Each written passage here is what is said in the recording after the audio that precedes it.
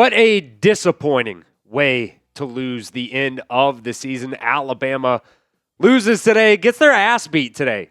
Just straight up, belt to ass today, 38-3 against number 1 Indiana. That is not a typo, folks. Usually the second player right there is your leading rusher. Ty Simpson was Alabama's leading rusher today. They lost in pretty much every single phase of the ball game today. Ty Simpson ended up getting benched for Austin Mack. We'll talk about all of our instant reactions and takeaways from this game today. I want to hear from you guys, though, down inside the chat. How you feeling right now? Depression is my one-word reaction. Disappointment. I don't know. I'm sure there's some other ones out there, but let me know what you guys think. What is your one-word reaction to Alabama's loss to Indiana tonight? Embarrassing might be another one. I think I kind of overuse that one every now and then, though. But let me know. What is your one-word reaction to Alabama's loss to Indiana tonight? Let's get into some takeaways here. I think one of the main reasons Alabama ended up losing this game was the simple fact that they just straight up could not stop the run. Indiana, in total today, 50 carries. That includes the quarterbacks as well. For 215 total yards, they averaged over 4 yards per carry, had 2 rushing touchdowns. Roman Hemby, Kaelon Black, you just could not stop those guys. Black was 6.6 yards per carry today. Hemby was 4.9 yards per carry today. I had a little bit more faith in this Alabama defense. They started off the game hot, sacking Fernando Mendoza a couple of times on that first drive. I think their Alabama's defense ended up, Alabama's defense had, 3 sacks in the first half and just could not get anything going in the second half, could not stop them on the ground at all. Really just seemed like they had free lanes pretty much for the majority of today's game. You're just absolutely not going to win a football game when you get outrushed 215-23. We'll talk about Alabama's run game at the end of today's show as well. But the fact you could not stop the run today, I think that was really one of the main reasons why Alabama ended up losing this game today.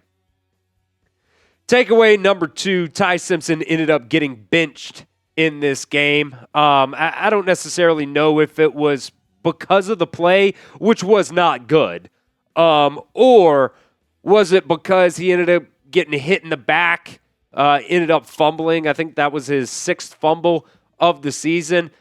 You look at the completions, and it was like, okay, fine. He was 12 for 16. Normally, you would think that was actually like okay, but 12 completions for 67 yards. I'm just kind of doing that on the fly right now. That's 5.5 yards per completion. That's just not good.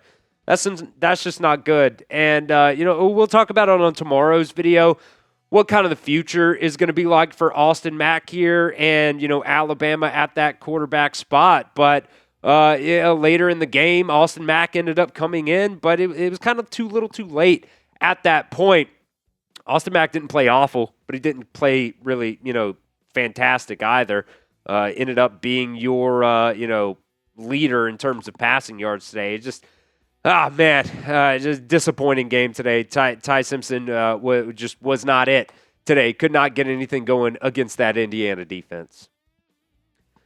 I need you guys to pick a quarterback for me as we go into next season. I'm assuming Ty Simpson's probably not going to be on this Alabama team next year. What he ends up doing, I don't really know. Is he going to hit the transfer portal, go somewhere else, get some more starts under his belt, or is he going to go off to the NFL draft? I kind of think he ends up going off to the draft, but you guys can let me know who's going to be the starting quarterback for Alabama next year. People constantly say Kaelon Russell all the time, but today Austin Mack was quarterback too. So let me know what you guys think. By the way, Austin Mack, 3 years now. Next year is going to be his 4th year under, Kalen DeBoer and Ryan Grubb. So let me know what you guys think down inside the comment section. Pick a quarterback, A for Austin Mack or K for Kaelon Russell. We'll come back with some more takeaways here in just a second, but this episode is brought to you by Prize Picks. Whether you are starting a new routine or making player picks for the first time, trying something new can be hard, but in life and on Prize Picks, it always feels good to be right. And with high-pressure playoff matchups every single weekend, you got, professional football getting into the playoffs as well here in a couple of weeks. You have elite hoops action almost every single night. It's officially basketball season, #NateGoats.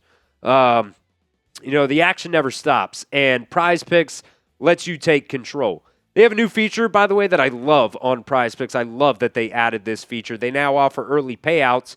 If your player gets off to a hot start, you now have the option to cash out those winnings before the game even finishes. I tell you what, I was absolutely awful when it comes to our Prize Picks lineups this season.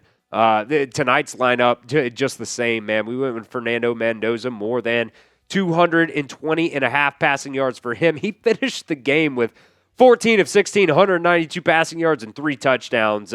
Didn't, like I said in our postgame short, didn't necessarily cook, but man, guy was mad efficient in this game. And then, Ty Simpson just needed a half touchdown in this game. Alabama didn't score a touchdown in the game. So that sucks there. Maybe don't follow my Prize Picks lineups. Check out the app and, find your lineups and figure out your lineups for yourself there.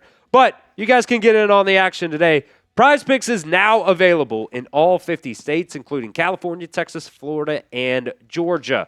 So download the Prize Picks app and use promo code CLNS to get $50 in lineups after you play your first $5 lineup. That's promo code CLNS to get $50 in lineups after you play your first $5 lineup. That link is going to be down in the description of today's show. Also going to be down at the pinned comment of today's show as well. Prize Picks, it's good to be right. All right, another takeaway from this game today. Alabama just simply was not ready to go. They got outplayed in every single facet of this game today. They were 3 for 11 on third downs. That's awful. The defense early on, I thought they were going to play good. When you go back to that very, very first Indiana drive of the game, I thought the defense was going to play well. But Indiana, man, 9 for 14 on third downs for them.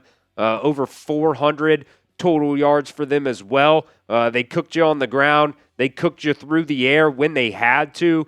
Relatively clean game overall, I guess, if you're looking for a bright side out here. Only 2 penalties called. The referees in the first half were bad. Not even like a case of, they were like screwing Alabama over. They were giving Alabama some good stuff there. Just the clock was stopping when it wasn't supposed to stop. I don't know. It's just maybe I'm just looking for things to be mad about at this point right now. Alabama just got absolutely outplayed. And shout out Indiana, man. They are a good football team, which brings us to number 4. They are absolutely real. They're the number 1 team in the country for a reason. Fernando Mendoza won the Heisman. Their defense is absolutely real. You could talk about their strength of schedule all you want. There were some Indiana fans in the chat during our live streams. It just kept saying, they just kept spamming, how about that strength of schedule? How about that strength of schedule? Well, I think 2 things can be true. You go back to that, 2020 Alabama team, I believe it was. I get it. They played 10 SEC games, but still, it wasn't the best schedule if you really go back and look at it. They dominated everybody. And, people were saying as they got into the playoffs that, Alabama didn't necessarily have the toughest schedule. And then when they got in the playoffs, they continued to dominate everybody. I think this is just kind of the same thing as this Indiana team this year. They have played, they went to Oregon, got a good win there. After that game, I'll straight up say it. I thought Oregon was fake. But then they beat Ohio State in the Big Ten championship game. And then today, they just absolutely put belt to ass against this Alabama team today. This Indiana team is real. Congrats to them. Congrats to Fernando Mendoza. Congratulations. As cringe as he is to Kirk Cignetti sometimes, it is a really good football team, and they dominated Alabama today. Now, just because the season's over does not mean we're not going to continue to do videos for you guys, whether it's, transfer portal opens up tomorrow. I'm sure we'll get some announcements tomorrow. I'll put some shorts out for you guys if, a couple guys enter the transfer portal. So we'll continue to have videos for you guys as well. So don't miss out. Got free Alabama videos for you guys all off season now that it is the off season. So if you're an Alabama fan and you want free Alabama videos, hit that sub button and join the community here at the Alabama Football Report. Takeaway number 5, back to it now, 0 run game. This was an issue for Alabama all year long, and yet again today it reared its ugly head. Ty Simpson actually ended up being your number 1 rusher today. He had 3 carries for 17 yards.